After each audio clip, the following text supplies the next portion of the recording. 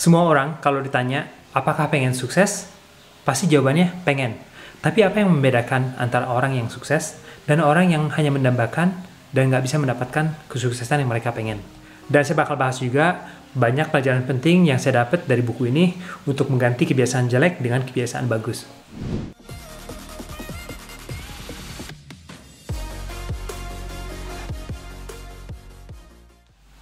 Rata-rata orang menyangka kalau kesuksesan itu adalah hasil yang didapat dengan tiba-tiba, atau seperti menang lotre atau menang judi. Tapi sebenarnya kesuksesan itu dari buku ini dibilang adalah hasil kebiasaan yang kita jalanin tiap harinya. Misalnya, kalau kamu rajin olahraga, makan sehat, kamu bisa dapat body goal yang kamu pengen. Kalau kamu rajin kerja, mengembangkan usaha, rajin nabung, kemungkinan besar kamu bisa sukses dalam keuangan dan finansial kamu. Nah, ini pelajaran pertama yang saya dapat, yaitu kebiasaan-kebiasaan kecil yang kita jalani tiap hari, itu adalah yang bisa membuat kesuksesan di masa depan. Idenya disebut dengan 1% lebih baik setiap harinya. Dan di buku ini juga bilang, kalau kita bisa menjadi lebih baik sebanyak 1% tiap harinya, dalam waktu setahun kita bisa 37 kali lebih baik dari diri kita sebelumnya. Dan sebaliknya juga, sayangnya kalau kita tidak menjadi lebih baik, itu gampang banget kita untuk lebih jelek dari diri kita sebelumnya. Oke, dan pelajaran kedua, kenapa banyak orang yang pengen mengganti kebiasaan jelek dengan kebiasaan bagus, tapi menyerah. Ini dikarenakan karena perubahan-perubahan kecil ini nggak kelihatan kalau kita lihat dalam setiap harinya. Istilahnya di sini dibilang seperti es batu. Es batu di dalam suhu ruangan minus 20 derajat Celcius itu nggak cair. Saat itu kita menjadi lebih baik, menjadi minus 19, minus 15, minus 10 derajat Celcius, tapi esnya tetap nggak cair-cair juga. Dan banyak orang nyerah baru dari minus 20 ke minus 10. Tapi sebenarnya kalau kita terus meningkatkan diri kita tiap harinya, suatu hari kita bakal sampai ke suhu 0 derajat, di mana es batu itu akhirnya bisa mencair, dan kita bisa ngelihat hasil-hasil dari kebiasaan jelek yang kita ganti dengan kebiasaan-kebiasaan bagus. Jadi kalau kamu udah rajin olahraga, nge-gym rutin, tapi seminggu kamu lihat hasilnya, yang ada malah badan sakit-sakit. Setelah itu kamu rajin makan sehat, tapi tetap setelah seminggu, sebulan masih nggak ada hasilnya. Kamu harus sabar, ada kemungkinan 6 bulan kemudian, setahun kemudian kamu baru bisa lihat hasilnya. Sama dengan kebiasaan meditasi juga. Kita coba meditasi 1 kali, nggak ada perbedaan. Kita meditasi selama seminggu, nggak ada perbedaan. Saya sendiri ngejalanin meditasi sekitar 2-3 bulan lebih, itu baru kelihatan bedanya. Saya ngerasa bisa lebih kalem, bisa lebih tenang, lebih sabar tiap harinya. Kebiasaan meditasi, kebiasaan bagus apapun, awalnya kamu jalanin, nggak akan kelihatan hasilnya dalam waktu sehari, seminggu, sebulan. Kamu harus tetap jalanin sampai berbulan-bulan, bertahun-tahun, sampai kamu bisa ngelihat hasilnya. Oke, pelajaran ketiga, ini kenapa kita nggak bagus untuk fokus dengan tujuan atau hasil atau goal kita. Karena di sini seperti penulisnya bilang, setiap atlet punya tujuan yang sama untuk mendapatkan medali emas. Tapi apa yang ngebedain antara atlet yang bisa mendapatkan medali emas dan atlet yang nggak mendapatkan medali emas? Itu perbedaannya bukan di goalnya, tujuannya, tapi proses yang dia jalanin tiap harinya. Sama misalnya kalau ada tim basket atau tim sepak bola, kalau kamu sibuk ngeliatin papan skor ya, siapa yang bakal menang, siapa yang bisa ngasilin skor terbaik, kamu nggak bisa dapat skor lebih baik dengan ngeliatin papan skor doang.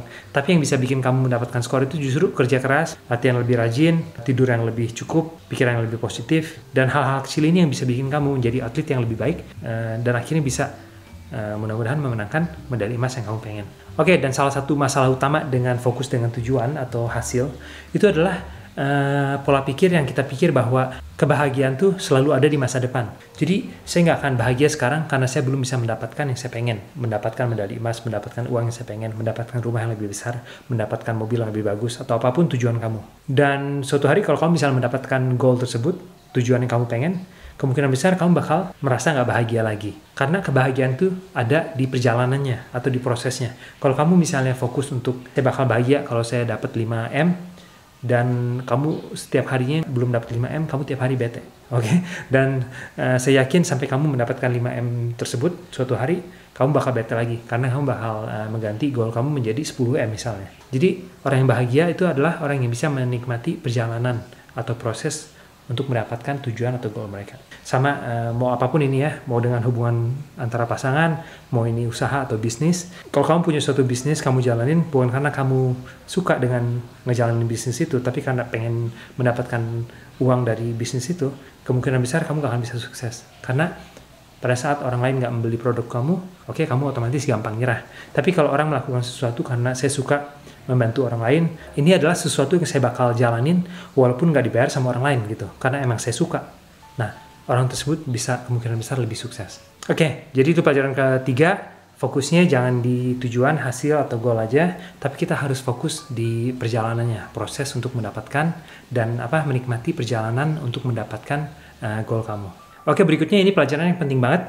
Kenapa banyak kebiasaan baru yang nggak bisa kita jalanin untuk jangka panjang? Di sini penulisnya bilang kita harus fokus untuk merubah identitas kita, bukan cuma proses atau tujuan atau goal kita. Karena terus terang dari pengalaman saya sendiri, sering kita kadang-kadang rajin misalnya olahraga, latihan, karena ada tujuan. Misalnya mau kompetisi Muscle Beach 3 bulan ke depan, atau misalnya ada liburan ke Bali 3 bulan ke depan, kita tiba-tiba langsung rajin makan sehat, rajin olahraga. Tapi setelah misalnya liburannya selesai, kompetisi selesai, kita malas untuk latihan setelah itu. Ini dikarenakan kita fokus hanya untuk sebuah tujuan. Jadi apa maksudnya untuk bisa fokus ke identitas? Ini salah satu contoh lagi, misalnya kalau kita pengen punya rumah yang rapih, bersih, nggak banyak barang-barang, kalau kita termotivasi untuk ngebersihin rumah, ngerapiin rumah kita bakal rapi. Tapi cuma untuk hari itu doang, pas kita lagi termotivasi untuk ngebersihin rumah. Tapi misalnya kita besoknya main ke mall lagi, atau kebiasaan belanja barang-barang nggak kita butuh, kita jalanin lagi, otomatis rumah kita bakal berantakan lagi, banyak barang-barang yang nggak kepake. Karena kebiasaan belanja barang-barang nggak kita butuhin ini masih terus kita jalanin. Jadi satu-satunya cara kita harus bisa rubah bahwa saya adalah orang yang minimalistik. Saya nggak beli barang-barang yang saya butuh.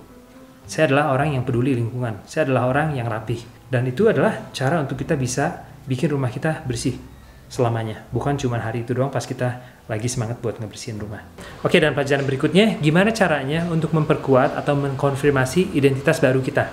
Oke, ini saya kasih contoh. Misalnya kalau kamu sholat 5 kali sehari, otomatis identitas kamu bakal menjadi muslim yang baik. Sama juga misalnya kalau kamu pergi ke gereja tiap hari Minggu, kamu menjadi seorang Kristen atau seorang yang agamis. Jadi apapun identitas yang kita pengen perkuat, kita harus jalanin rutinitas atau kebiasaan-kebiasaan untuk memperkuat identitas tersebut.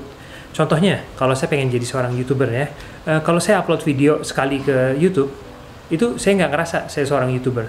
Tapi kalau misalnya saya upload 100 kali video, itu baru mulai ngerasa, saya adalah seorang YouTuber. Jadi sama, identitas apapun yang kamu pengen perkuat, kamu harus jalanin rutinitasnya.